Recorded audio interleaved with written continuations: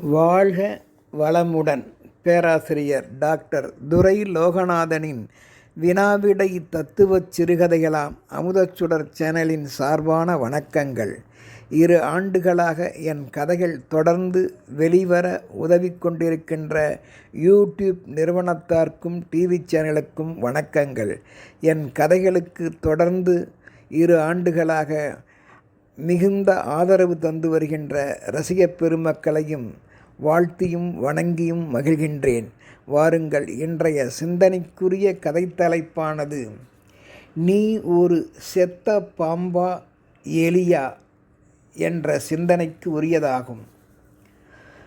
எவ்வளவு முயன்றும் போட்டா போட்டி, லஞ்சலாவண்யம் கையூட்டு நிறைந்த இன்றைய உலகப் போக்கில் மற்றும் சில அதிகாரத்தின் தலையீடுகளினாலும் என்னால் வாழ்வில் முன்னேற முடியவில்லையே என்று கண்ணீர் சிந்தியவனாய் கடவுளிடம் முறையிட்டு அழுது புலம்பி குமுறிக் கொண்டிருந்தான்.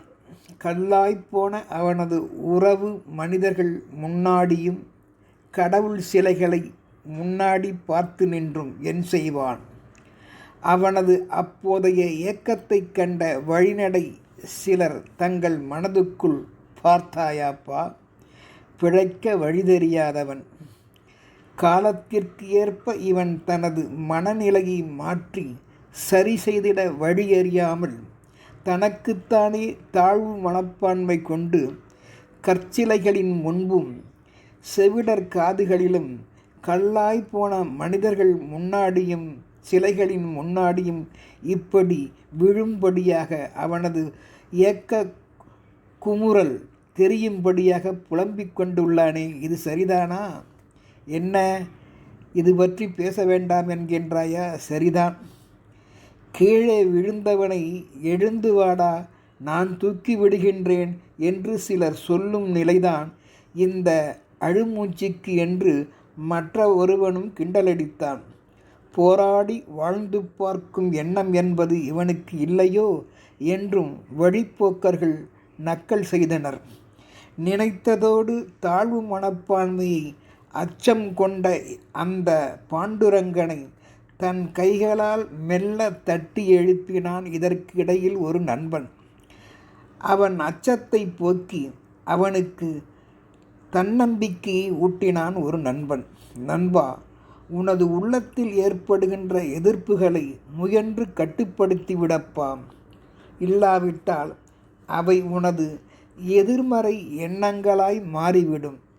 இப்படித்தான் இனி நம்மால் இனி வாழ முடியாது. நான் ஒரு செத்த பாம்பு, செத்த எலி என்றெல்லாம் நினைக்கத் தோன்றும். ஆனால் உன்னிடம் உள்ள திறமையை எந்த சூழலிலும் மறந்து புதைத்து விடாதே. இப்போராட்ட உலகில் நாம் பாதுகாப்பாய் வாழ முடியுமா? எதிர்த்து போராட காலமும் பணமும் வீணாகுமே, சிலவற்றை இழக்க வேண்டி வருமே போன்ற எண்ணங்கள்தான் எதிர்மறை அச்சத்தை நமக்கு ஏற்படுத்தி விடுகின்றன. முதலில் நீ தவறு நேர்ந்தால் யாவரும் இகழ்வார்களே என்பதை கருதாமல் அப்பணியில் முழு நம்பிக்கையோடு போராடி வெற்றி பெற்றால் பெயரும் புகழும் ஏற்படுவதை நினைத்தவுடனேயே உனது அச்சம் அகன்றுவிடும் நண்பா. தோல்விக்கு பின் ஏற்படுகின்ற வெற்றியால் உனது அச்சம் தலை தூக்காது நண்பா. உன்னால் முடிந்த வரையில் புதிய புதிய இடங்களை, புதிய புதிய மனிதர்களை, புதுகை வாழ்க்கை சூழலை தேர்ந்தெடுத்து போய் நீ பழகிவிட்டால் இப்படி நீ கோழையாய் அடைபட்டு கிடக்கின்ற புலம்பிக் கொண்டிருக்கின்ற அவசியம் ஏற்படாது நண்பா. நண்பா, வாழ்வில் ஏற்படும் தோல்விப்படிகளின் காரணத்தை அறிந்து அதை சரி செய்தால் வெற்றிப்படிகளை நாம் தாண்டலாம் நண்பா. நான் சொல்வதை கேள். மேலும் உன் அவநம்பிக்கையை முதலில் நீ நீக்கிவிடு. நம்மை வீணே விமர்சிப்பவர்களை விட்டு நீ விலகிவிடு. அக்கப்போர் சிநேகிதத்தை நீக்கிவிடு. உன் தவறான மனப்போக்கை மாற்றி நல்ல புத்தகங்களை படி நண்பா. பிரார்த்தனை செய் நண்பா. எல்லோரும் கூடியிருக்கையில் உன்னை புகழ்வார்கள். ஆனால் நீ அகன்ற நிலையில் யாரோ ஒருவர் அக்கூட்டத்தில் உன்னை இகழ்ந்தும் பேசுவார்கள். யாரையும் நம்ப வேண்டாம், நம்பாமலும் இருக்க வேண்டாம். அவரவர்கள் பழக்க வழக்கத்தை நீ காணும்போது அதை நீ முழுமையாக உணர முடியும். சரியென்றால் தொடரு, இல்லை என்றால் தைரியமாக விட்டு விலகிவிடு அவர்களை. யோகா உடற்பயிற்சியில் மனதை செலுத்து. சுய முன்னேற்ற பயிற்சியாளரிடம் தொடர்பு கொண்டு விடு. உனக்கு உள்ள அனுபவங்கள், திறமைகளை நீ சற்று எண்ணிப்பார். தன்னிரக்கம், குற்ற உணர்வு ஆகியவற்றிலிருந்து விடுபட்டு விடு நண்பா. உனது மனசாட்சியாம் உள்ளுணர்வு நியாயமான குரலுக்கு மதிப்பு அளித்திடு நண்பா. உன்னாலும் உலகிற்கு பயன்பட முடியும் என்ற கம்பீரத்தை வரவழைத்து செயல்படு நண்பா. காரணமில்லாமல் நாம் பூமிக்கு வரவில்லை. எல்லாவற்றிற்கும் ஒரு காரண காரியம் உண்டு. உன்னால் சில ஆக வேண்டியது இருக்கிறது என்பதால் தான் கடவுள் உன்னை பம்பரம் போல் சாட்டை கயிறால் சுற்றிவிட்டு வேடிக்கை பார்க்கிறார். வந்த நோக்கத்தை நிறைவேற்றிவிடு நண்பா, அதுதான் நல்லது. உனது வருங்கால அனுபவ வெற்றியால் மற்றவர்களுக்கும் நான் சொல்லியபடி வழிகாட்டு நண்பா. சுய வேலை, சுய முன்னேற்றம் நம்மை வாழ வைக்கும் நண்பா.